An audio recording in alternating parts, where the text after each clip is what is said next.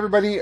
Today I want to discuss two things that I'm really tired of reading in the Facebook comments to people when they ask a question, because it's not true and I don't know where they got their information. And a lot of times, like, why are you telling them to do it this way when they really should not? The first one is, don't tell people to just copy the WAV files out of the directory on a Tascam and you can throw it in your DAW, because that works if you have not done any touch-ups or anything, you haven't done any punch-ins. But once you do a punch-in, you got little WAV snippets all over the place that you don't know where they go. So, your best bet is, and I'm gonna put right there, I'm just gonna put a video, and I'm gonna put my link to my exporting to a DAW there, because it explains it all. The directory it's not something you should be messing with that way. You simply export the files out, and then when you're done changing them, you can import them back in, or you can leave them in your DAW, whatever you want to do. But you don't mess with what's in there. You're just taking a chance. So don't do that. Do it the way that's what I posted. I'll put in links as well, or comments in the links in the comments. Just do it. Just export the files, and then you can do what you want. And if you want to import it back in, import it back in. You don't need to mess with anything else that way.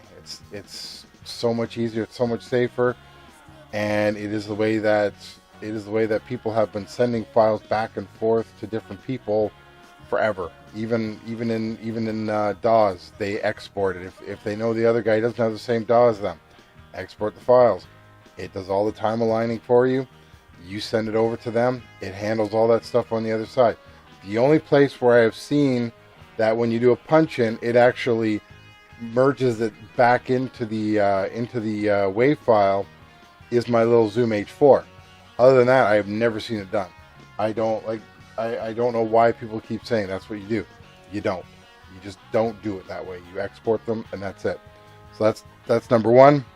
Number two, normalization does not compress.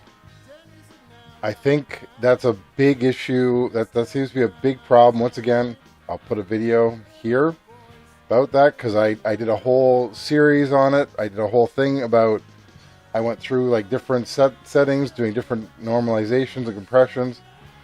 All normalization does, it takes whatever your peak is on your WAV file. So on your final WAV file, wherever the peak is, whatever the highest point is, it takes that and then it either brings it up to where the threshold is, or it brings it down. It does not compress. It does not do any of that. I don't know why every single time somebody brings it up, somebody else says, "Oh, don't do normalization. It compresses everything." No, it doesn't. You can run normalization 10 times on the same WAV file in a row, and it will not change. It will change it on the first normalization. The rest of them will all be the same. So I'd like to thank everybody again for subscribing. This is a really quick video. I'm just throwing this out as like a midweek thing, because I just want people to understand how the thing works, and I don't want them to be given false information. It drives me nuts, and especially when it comes from guys who I know have used the system for years, and they're throwing this false information to people. Don't do that. Just, be smart about it, because not everybody can sit there and fix waves and that when they're in the directory, and it's not worth touching. I might even go deeper into it, because I do know some other things about fiddling with the actual WAV files that are in the directory than you shouldn't be doing.